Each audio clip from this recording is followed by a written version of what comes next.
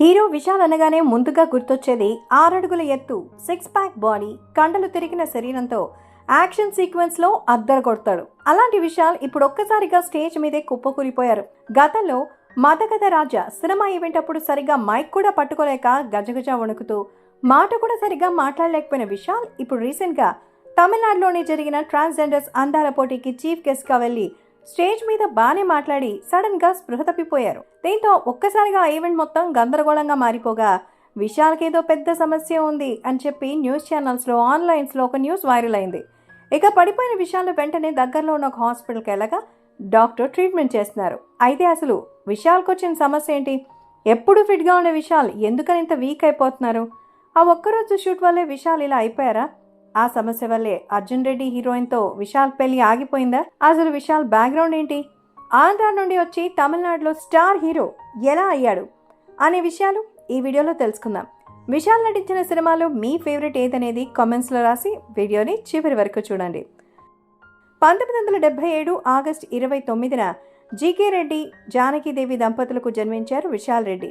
విశాల్ నాన్న మొదట ఆర్మీలో పనిచేశారు. తర్వాత సినీ నిర్మాణంలో అడుగుపెట్టారు.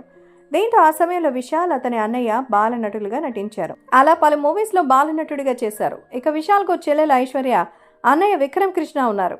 Vishal Don Vasco matriculation higher secondary స్కూల్లో 10th కంప్లీట్ చేశారు. తర్వాత ఇంటర్ పూర్తి చేశాక డైరెక్టర్ డిపార్ట్మెంట్ మీద ఇష్టంతో అసిస్టెంట్ డైరెక్టర్ గా ఎవరి దగ్గరైనా చేర్పించమని వాళ్ళ నాన్నని అడిగారు. అయితే వాళ్ళ అమ్మగారు అందుకు అంగీకరించలేదు. నువ్వు డిగ్రీ పూర్తి చేశాకే ఏదైనా చేసుకోమని చెప్పారు. విశాల్ అందుకు ఒప్పుకుని లయోలా కాలేజ్లో చేరి విజువల్ ఎఫెక్ట్స్లో కమ్యూనికేషన్స్ చేశారు. ఆ తర్వాత BF టెక్ చేయడానికి ముంబై వెళ్తానని చెప్పారు. కానీ ఈసారి కూడా వాళ్ళ నాన్న, వాళ్ళ అమ్మగారు ఒప్పుకోలేదు. దీంతో వాళ్ళ నాన్న విక్రమ్ కృష్ణను హీరోగా చేసి విశాల్ని డైరెక్టర్గా చేయాలనే ఉద్దేశంతో ఉన్నారు. ఆ సమయంలో హీరో అర్జున్ డైరెక్ట్ చేసిన మూవీకి ఆయన దగ్గర అసిస్టెంట్ డైరెక్టర్గా చేర్పించారు. తర్వాత విశాల్ తండ్రి కోరిక మేరకు అర్జున్ యజమలి షూటింగ్లో ఒకరోజు వినీత్తో చేయించిన సీన్స్ని మళ్ళీ విశాల్తో కూడా చేయించారు. అందులో విశాల్ లుక్స్ చూసి యాక్టింగ్ నేర్చుకోమని సలహా ఇచ్చారట. ఇక యాక్టింగ్ నేర్చుకున్న తర్వాత గాంధీ కృష్ణ అనే దర్శకుడు చెల్లమే అనే మూవీకి విశాల్ని హీరోగా పెట్టుకున్నారు. ఈ మూవీ విడుదలైన రోజుల నుంచే పాజిటివ్ టాక్ తెచ్చుకుంది. ఆ తర్వాత డైరెక్టర్ లింగుస్వామితో ఒక మాస్ మూవీలో చేయగా ఆ మూవీతో మాస్ హీరోగా విశాల్కి మంచి పేరు వచ్చింది. ఇక ఆ తర్వాత ఆ మూవీని 2006 మే నెలలో పందెంకోడి పేరుతో డబ్ చేసి విడుదల చేశారు. తెలుగులో కూడా తమిళలాగే సూపర్ డూపర్ హిట్ టాక్ తెచ్చుకుంది. మొదటి సినిమాతోనే విశాల్ తెలుగులో మంచి మార్కెట్ సంపాదించారు. ఈ సినిమా హిట్ అవ్వడంతో తాను మొదటిసారి నటించిన చెల్లమేను ప్రేమ చదరంగం పేరుతో డబ్ చేసి తెలుగులో విడుదల చేశారు. ఆ తర్వాత జీకే ఫిల్మ్స్ కార్పొరేషన్ అనే కొత్త బ్యానర్ పెట్టి అన్న విక్రమ్ కృష్ణ నిర్మాతగా తరుణ్ గోపి దర్శకత్వంలో తిమిరే అనే సినిమా తీశారు. ఈ సినిమా బ్లాక్ బస్టర్ హిట్ అయింది. తెలుగులో పొగరు పేరుతో డబ్ చేసి రిలీజ్ చేశారు. ఇక్కడ కూడా సూపర్ హిట్ అయింది. 2 భాషల్లో 35 కోట్ల రూపాయలు వసూలు చేసి విశాల్ స్టామినాను పెంచింది. విశాల్ 2006లోనే మమతా మోహన్ దాస్ జంటగా శివపతి గారం అనే సినిమాలో నటించారు. ఇది ఫ్లాప్ అవడంతో తెలుగులోకి డబ్ చేయలేదు. తర్వాత హరి దర్శకత్వంలో తామిర భరణి అనే సినిమాలో నటించారు. ఇది తెలుగులో భరణి అనే పేరుతో విడుదలై సూపర్ హిట్ అయింది. తర్వాత ప్రియమణితో మలై కొట్టై అనే సినిమాలో నటించారు. ఇది 2007లో వచ్చి తమిళంలో ఫ్లాప్ అవగా తెలుగులో యావరేజ్గా ఆడింది. తర్వాత తమిళంలో జీకే ఫిల్మ్ కార్పొరేషన్ బ్యానర్పై తెలుగులో భారీ బడ్జెట్ 25 కోట్ల రూపాయలతో సెల్యూట్ నిర్మించారు. వాళ్ళ అన్నయ్య తమిళంలో సత్యం పేరుతో డబ్ చేశారు. 2 చోట్ల ఫ్లాప్ అయింది. మళ్ళీ వీళ్ళ సొంత ప్రొడక్షన్లోనే తొరై తీశారు. ఇది తెలుగులో పిస్తాగా వచ్చింది. ఇది కూడా ఫ్లాప్ అయింది. తర్వాత విలయమట్టు పిళ్ళై ఫ్లాప్ అవడంతో తెలుగులో రాలేదు. తర్వాత బాల దర్శకత్వంలో అవన్ యువన్ అనే తెలుగులో వాడు వీడిగా వచ్చింది. ఇక 2011లో వచ్చిన ఈ సినిమా సూపర్ హిట్ అయింది. నటుడిగా విశాల్కి మంచి పేరు వచ్చింది. ఇక ఆ తర్వాత ప్రభుదేవ దర్శకత్వంలో వచ్చిన వేడి అంతగా ఆకట్టుకోలేదు. తర్వాత సమర్, ఇది తెలుగులో వేటాడు వెంటాడు పేరుతో వచ్చింది. ఈ సినిమా కూడా ఫ్లాప్ అయింది. తర్వాత పట్టుతాయిని, ఇది కూడా ఫ్లాప్ అయింది. తర్వాత పాండినాడు, ఇది పల్నాడు పేరుతో వచ్చింది. ఈ సినిమా సూపర్ హిట్ అయింది. దీని తర్వాత నాన్ సిగప్పు మణిదన్ ఫ్లాప్ అయినా తర్వాత వచ్చిన పూజ హిట్ అయింది. అయితే తమిళంలో ఈ సినిమా యావరేజ్గా ఆడింది. తర్వాత అంబాల, తెలుగులో మగ మహారాజు, పాయంపులి, తెలుగులో ఎంతవరకు ఈ ప్రేమ, ఈ సినిమాలు కూడా ఫ్లాప్ అయ్యాయి. తర్వాత కథకళి, తెలుగులో అదే పేరుతో వచ్చింది. తర్వాత వచ్చిన మరుదు, తెలుగులో రాయుడు, తెలుగులో సూపర్ హిట్ అవ్వగా దీని తర్వాత వచ్చిన కత్తి సండై తెలుగులో ఒక్కడు పేరుతో వచ్చింది. ఇది మాత్రం ఆడలేదు. తుప్పరివాలం, డిక్టేటర్, ఇరంబుతిరై తెలుగులో అభిమన్యుడు ఈ 2 సూపర్ హిట్స్ అయ్యాయి. తర్వాత 2018లో పందెం కోడి 2 వచ్చి సూపర్ హిట్ అయింది. కానీ పార్ట్ 1 రేంజ్ని అయితే అందుకోలేదు. దీని తర్వాత ఎన్టీఆర్ నటించిన టెంపర్ మూవీని అయోగ్య పేరుతో రీమేక్ చేశారు. ఆ తర్వాత వచ్చిన యాక్షన్ ఈ 2 యావరేజ్గానే ఆడాయి. విశాల్ ఏదైనా సమస్య వస్తే సినిమాలో ఎలా ఫైట్ చేస్తారో రియల్ లైఫ్లో కూడా అలాగే ఫైట్ చేస్తారు. జల్లికట్టు కోసం పోరాటంలో తానే ముందుండగా సీనియర్ ఆర్టిస్టులకి పెన్షన్ ఇవ్వడం కోసం ఓ బిల్డింగ్ నిర్మించడం కోసం విశాల్ చేసిన పోరాటం తమిళనాడులో పెద్ద సంచలనమే అయింది.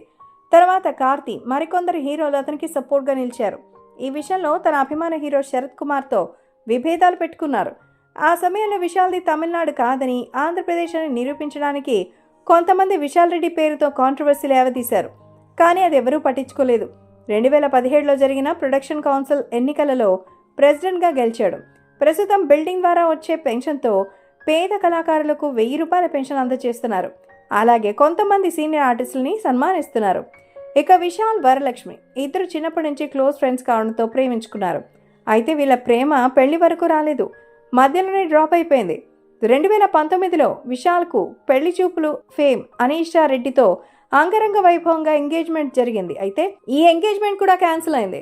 ఇక ఆ మధ్యనే విశాల్ మూగా చెవుడైన నటి అభినయతో ప్రేమలో ఉన్నారని, త్వరలో పెళ్లి చేసుకోబోతున్నారని వార్తలు వచ్చాయి. కానీ అభినయ ఇంటర్వ్యూలో తమ మధ్య అలాంటిదేమీ లేదని, ఆయన హీరోగా మాత్రమే తనకు అభిమానమని, ప్రేమించుకోలేదని పెళ్లిపై వచ్చిన గాసిప్స్ని కొట్టిపారేస్తుంది. ఇప్పుడు ఈమెకు కూడా పెళ్ళైపోయింది. 2018 డిసెంబర్ చెన్నైలోని శ్రీనగర్లో తమిళ చిత్ర నిర్మాతల మండలి తాళం పగలగొట్టేందుకు ప్రయత్నించిన విశాల్ని పోలీసులు అరెస్ట్ చేశారు. 2017 ఎన్నికల సమయంలో విశాల్ తన వాగ్దానాల్ని నెరవేర్చడంలో విఫలమయ్యారని ఆరోపిస్తూ సినీ నిర్మాతల కౌన్సిల్కు తాళం వేశారు. ఇదిలా ఉంటే తెలుగులో లాస్ట్ రత్నం మూవీలో కనిపించినటువంటి విశాల్ ఆ తర్వాత మళ్ళీ కనిపించలేదు. దీంతో కాలీవుడ్లో బిజీగా ఉన్నాడేమో అని అనుకున్నారు. కానీ అక్కడ కూడా పెద్దగా కనిపించలేదు.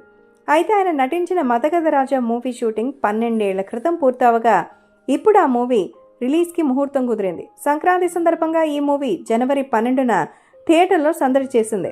అయితే సినిమా ప్రమోషన్ సందర్భంగా ప్రీ రిలీజ్ ఈవెంట్లో మూవీ టీం నిర్వహించినప్పుడు విశాల్ వచ్చారు. ఎప్పుడైతే విశాల్ వేదిక మీదకి వచ్చి మాట్లాడడం స్టార్ట్ చేశారో ఆ సమయంలో ఆయన చూసి అందరూ షాక్ అయ్యారు. చెప్పాలంటే గుర్తుపట్టలేనంతగా మారిపోయారు. బాగా బక్క చిక్కిపోయి కనీసం బైక్ కూడా సరిగా పట్టుకుని మాట్లాడలేని స్థితిలో కనిపించారు.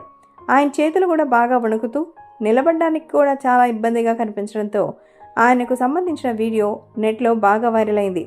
ఇక ఆ వీడియో చూసే అటు కాలీవుడ్ ఫ్యాన్స్తో పాటు ఇటు టాలీవుడ్ ఫ్యాన్స్ కూడా షాక్ అవుతున్నారు. మొన్నటి వరకు బాగానే ఉన్న విశాల్కు ఇప్పుడు ఏమైందని కంగారు పడుతున్నారు.